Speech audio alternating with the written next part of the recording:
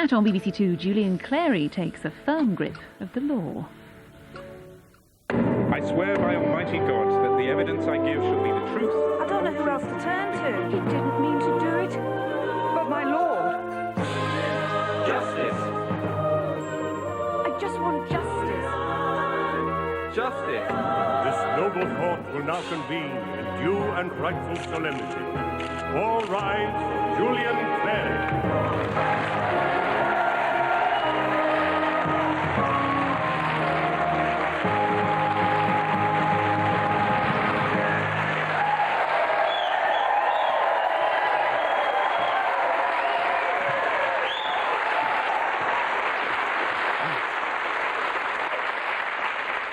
Well, hello. Welcome once again to my court. Sit yourselves down. We're in for a very lengthy session. I can feel it in my water. I'm Justice Julian, here to pass sentence on ordinary people who come to me with problems which to them seem insurmountable. Well, tonight, I'm going to mount them before your very eyes. Of course I have help, of course I do. I have the aid of my very learned judicial advisor. It's Geoffrey Parker Knoll. Geoffrey,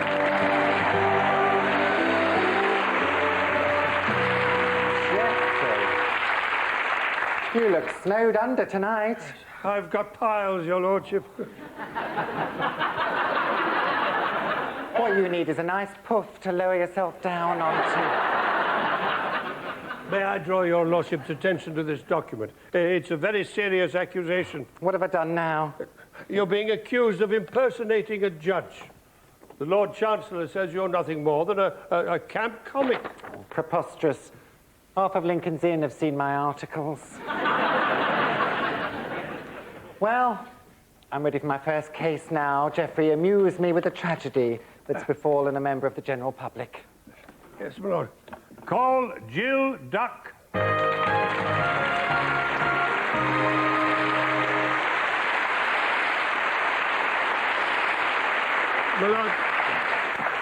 My lord, the case is that of Duck versus those who hang around traffic lights and offer the unwanted service of washing windscreens. These persons will henceforth be known as highway scrubbers. Miss Duck would like them to stop forcing their services upon her. Thank you, Geoffrey. Hello, Jill. Hello, Julian. Could you just nudge up 6 inches? 6. No, that's fine, that's fine. This obviously washes well. It does. Thankfully. Now, Jill, whereabouts do you come from? I live in Ealing. You live in Ealing, and where do you work? In the centre of town. Because this is what happens to you when you're on your way to work. It does, and on the way home. And on the way home. So what is it exactly? It's the guys, the windscreen washers, the guys who pounce on me at traffic lights, or my windscreen at traffic lights, rather. Try and open your mouth when you speak. And they harass me. No. They do.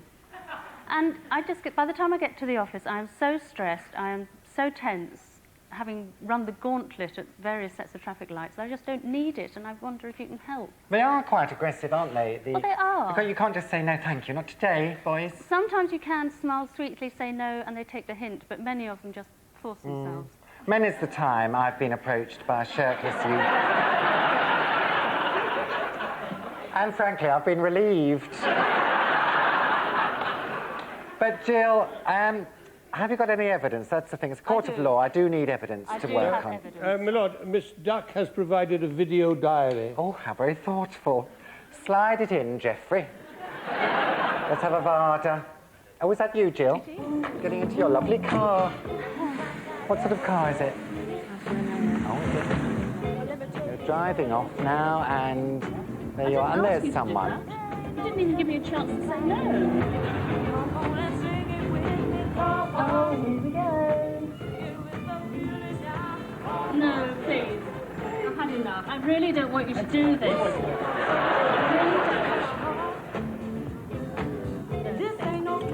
I don't believe this, isn't it? I've had it. Now, I'm sorry, you don't know how much I've had to put up with.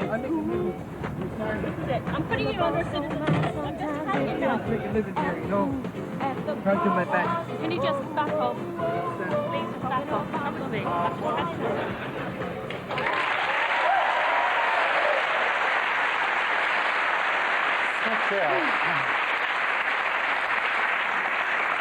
You've not only captured these scrubbers on tape, you've made a citizen's arrest. I had to. I was at my wit's end. He's There's nothing else I in could the do. slammer, my lord. All right, well, bring him up, Geoffrey. Let's have a look. Call Paul Waldron.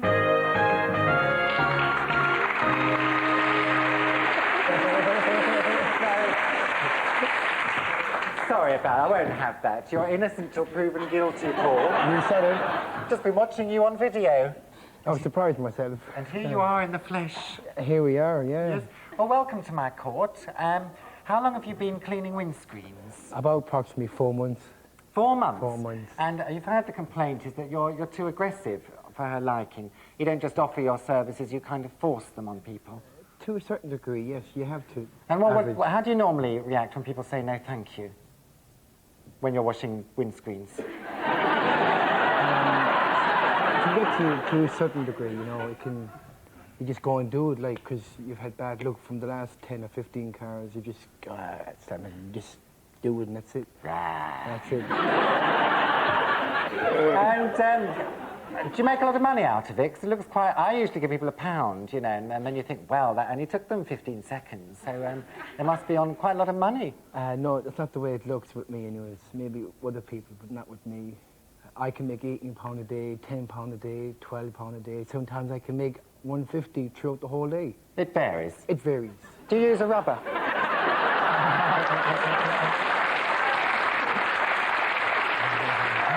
And then you started, you said 4 months ago. That's right, I started about that 4 months ago. I see. Well, could I have a look at your Spontex, please? Bring on Exhibit A. A lovely barrel, ladies and gentlemen.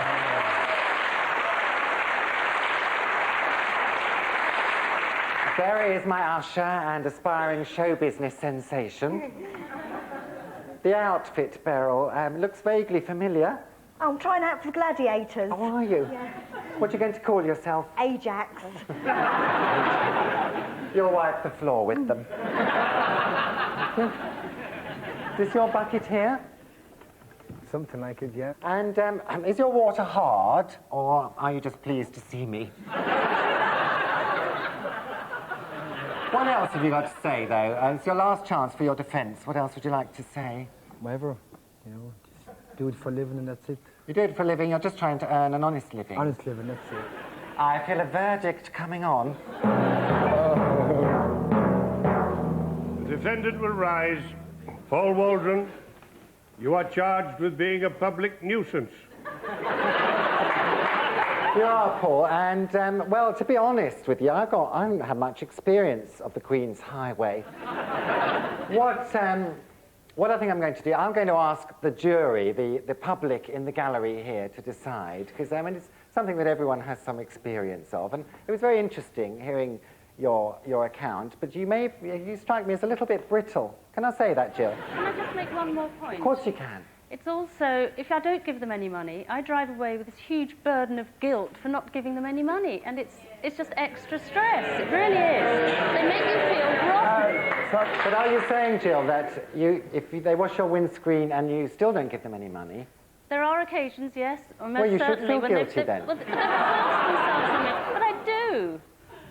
Yes. I mean, it's extra stress. I've gone up, clean windows, they give me the money, and I give it back to them again. Oh, no. Yes, I have. You give them the money back? Yes, I have.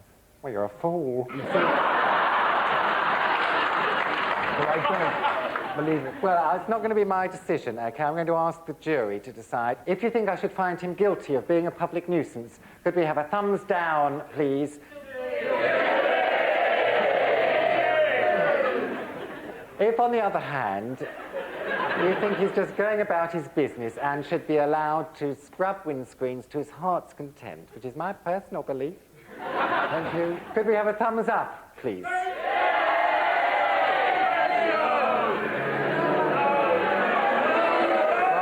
Silence in court! Yes, silence, thank you. I'm afraid that the audience have decided that you're guilty.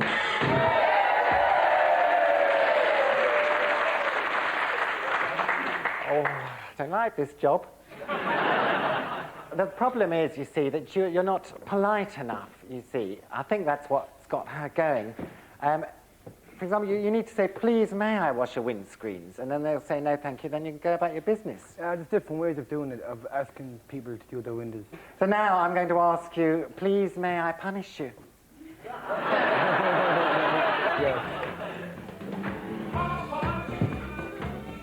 Oh.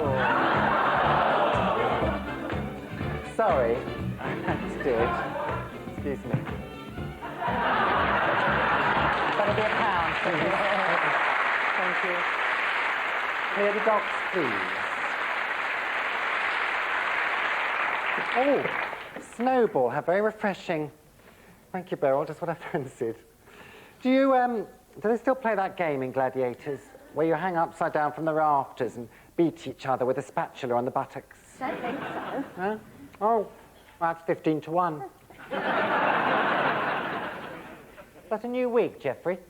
Yes, does your lordship approve? That's quite nice. Preferred you in the Tina Turner. But, next case, please, Geoffrey. Yes, my lord. Call Kishander Spencer and Malcolm Bake.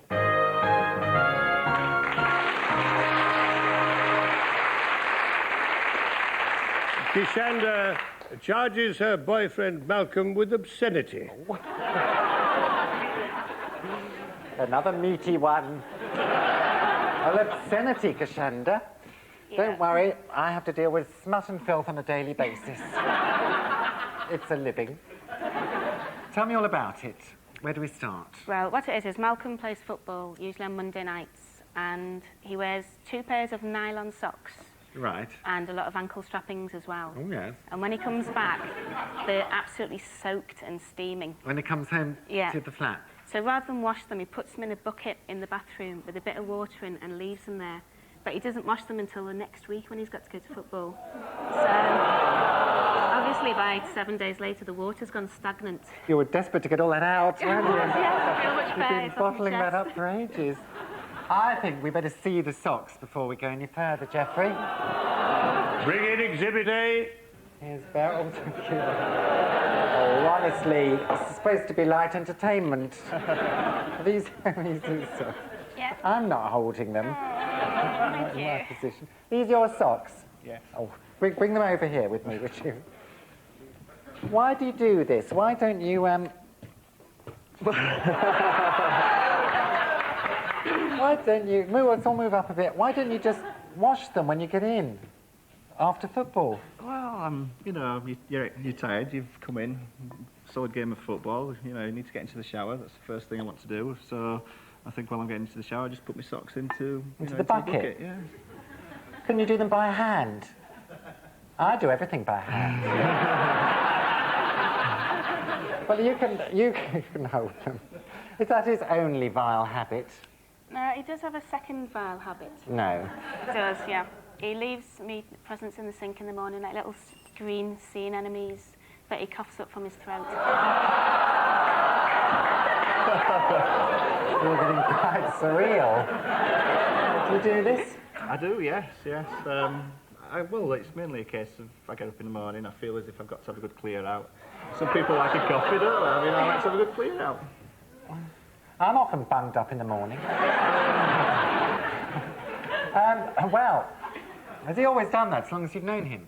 He didn't do it when we first met. I mean, didn't do it when we first moved in together. But No, once he'd we'd never settled moved in, would he? Exactly, yeah. No. Yeah. A lot to put up with. I have, yeah. Is there a recording of said expectoration, Geoffrey? I'm sorry, I need to There is, hear. my lord.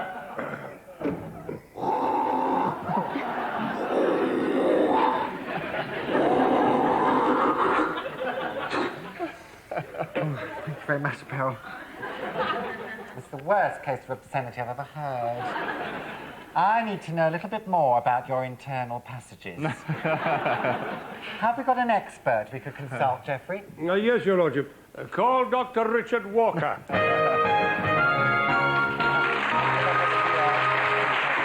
Hello. Hello. How do you do? You're Dr. Walker. That's right. How long have you been a doctor? 17 years. 17 years. And where did you train? Charterhouse Hospital. I see. Could we hear the recording once again for the doctor? Yes, Listen my to lord. this, see if it's natural and normal.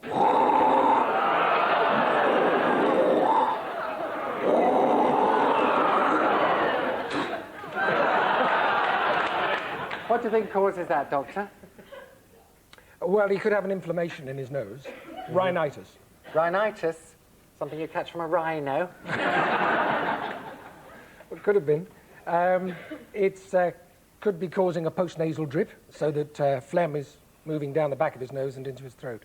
Why don't you come and examine him? Yes. Have a little hands-on view. Walk this way, Doctor. Here he is. Stand up in front of the doctor. Thank you. For you. If you could just tilt your head back for me, Malcolm. Thank you.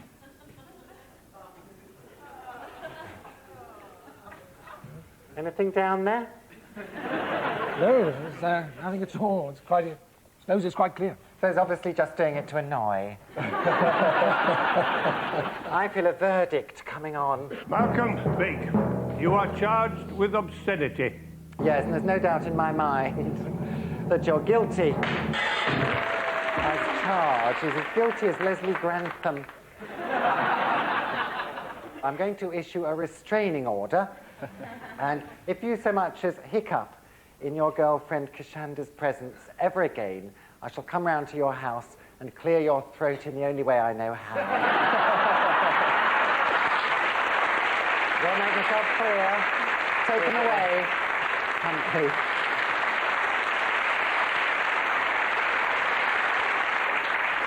My heart goes out to you, Kashanda. Not only do you have a name that sounds like a cheap alcoholic beverage, but you're born the spitting image of Nana Muscuri, which can't be easy.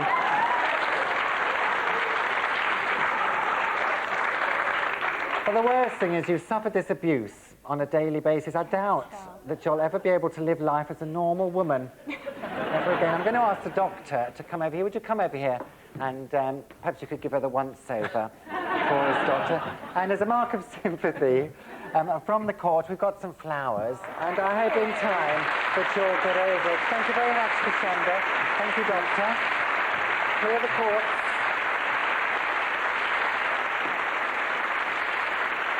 Now, the BBC switchboard is still being jammed with calls from anxious viewers demanding that irksome celebrities be banished to the back of beyond, and I'm only too happy to oblige. It's celebrities to the Hebrides. Beryl, exactly how much do you want to be a gladiator? Well, could you fix it for me, sir? Well, I think maybe I can create a vacancy. Call Mr. Wolf.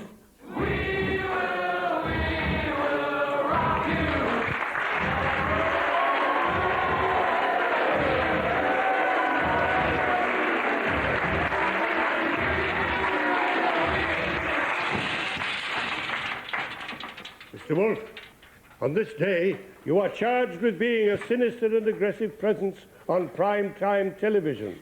How do you plead? I'm going to sue you to have a plea. Well, we'll take that as not guilty. Stand back, everyone, please. I'm going to poke him. Don't you come near me with that. It's for your own good. I'm coming.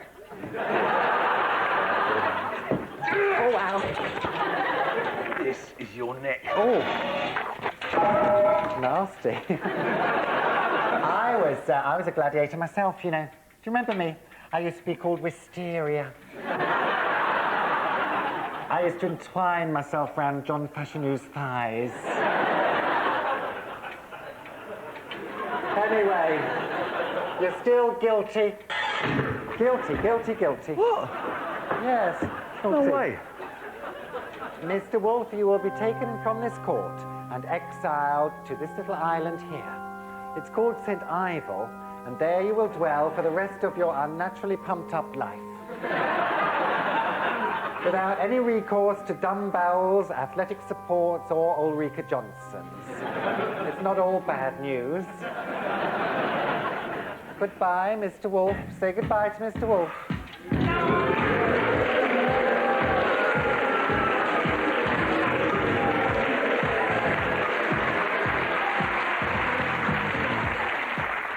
Tempus fugit, my lord. I love it when he talks Latin. Well, the final plaintiff is waiting to put her case, my lord. Right, well, bring her on, Geoffrey. Yes, sir. Call Carolyn Magson.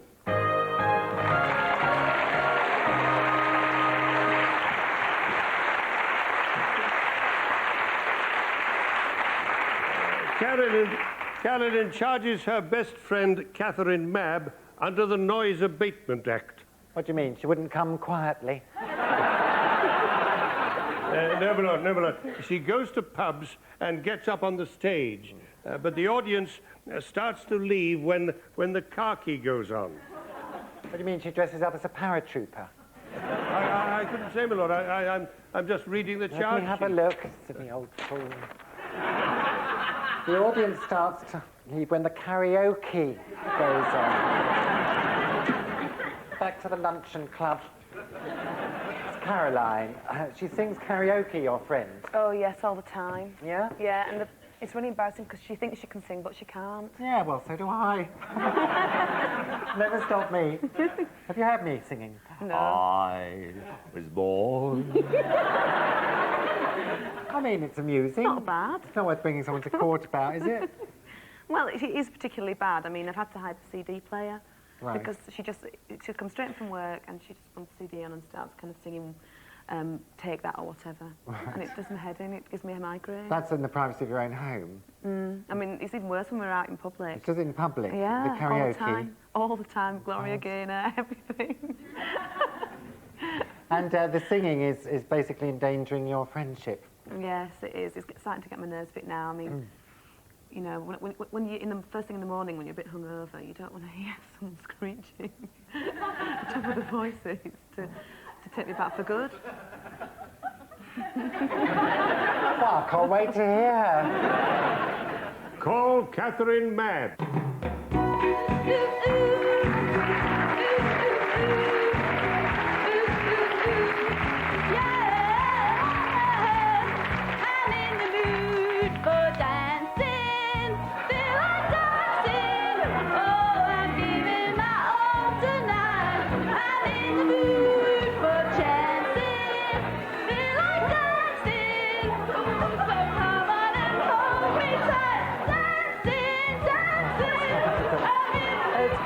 Map, ladies and gentlemen.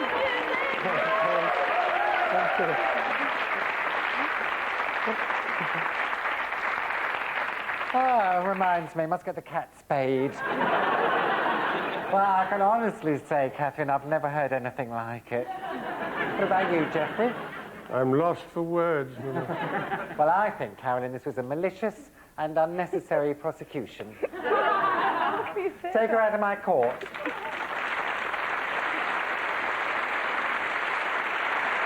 I'm happy to tell you that I'm totally dismissing this case against you. Thank you. You're free to leave this court without a stain on your boob tube. In fact, I'd like to talk to you about your career. What about going on Stars in Their Eyes? You could be the new Margarita Prakatan. Do you fancy that? Do we have the court careers advisor available, Geoffrey? No, better than that, your lordship. We have the winner of this year's Stars in Their Eyes. Not Damon Albarn. If you would permit me to go into my Matthew Kelly impression. I'd like nothing more. Tonight, singing live, Paul Doody is Barty Pello.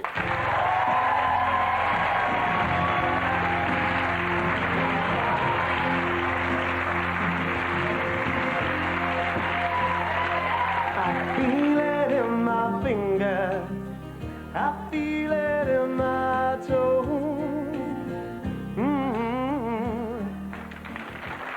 Paul Doody. Paul. You really are, aren't you? You really are the winner of Stars in Their Eyes. Yes, yeah, I won this year. You did? Yes. And is the future looking bright for you? It is, yeah. I've managed to give up my day job. What did you used to do? I used to work for British Gas. Oh, did you? Yeah. Did you have overalls? Yeah. Bet you've serviced a few geezers in your time. Lovely teeth, don't you think? That's proper singing, that is. Did you hear Catherine at all? She was fantastic. You wouldn't, He's just saying that. You wouldn't by any chance be interested in singing a duet, would you, with my new discovery? I'll give anything. You give it, we should take anything, I think. Ladies and gentlemen, it's a great thrill for us music lovers. Would you please welcome Paul Doody and Catherine Mann.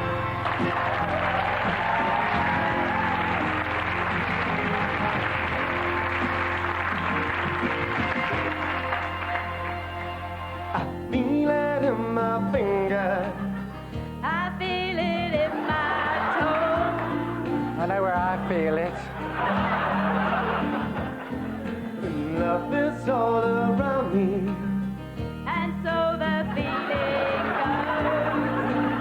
goes. Feeling of nausea. It's written on a wind. It's everywhere I go. No, yes it is. So if you really love me, come on and let it show. No.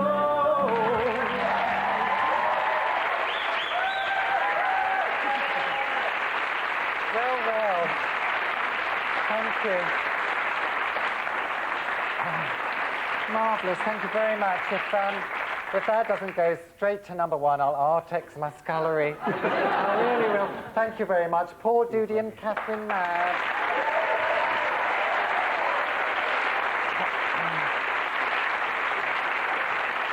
Oh. Is that the time? Well, I tire of it, Beryl. I'm going to have to adjourn my court because I've got the Lowestoft rugby team coming round this evening and I'm hoping to make at least one conversion. But I'm happy to tell you the court will reconvene at the same time next week when I'll be trying a field marshal. Make a change. They'll be dragged in by his privates. Until then, don't forget, as they say in Lincoln's Inn, Rex inter Julian Rogerus Maximus. Good night. Thank you.